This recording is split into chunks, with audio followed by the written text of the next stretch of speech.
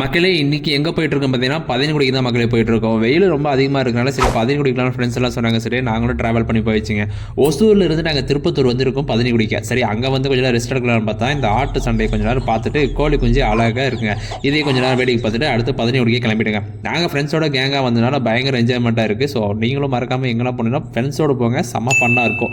அதுக்கப்புறம் சரி நாங்களும் ஸ்பாட்டுக்கு வந்துட்டோம். அங்கே கொஞ்சம் நேரம் நாய் கூட இருந்துச்சு, அது கொஞ்சம் நேரம் ஃபன் பண்ணிட்டு அதுக்கப்புறம் நாங்கள் பதினி குடிக்க அண்ணாவை மரத்தில் ஏறி விட்டாங்க. அவரு சும்மா சர மரம் ஏறிட்டாருங்க. ரொம்ப பழக்கம் போல இருக்கு மரம் ஏறதுல. சரி நானும் பார்த்துட்டே இருந்தேன் அது எப்படி தான் இருக்கிறாங்கன்னு. ஃபர்ஸ்ட் அந்த கலசல இருந்து அந்த பதினி எடுத்து அந்த குளத்துல ஊற்றிக்கிறாங்க.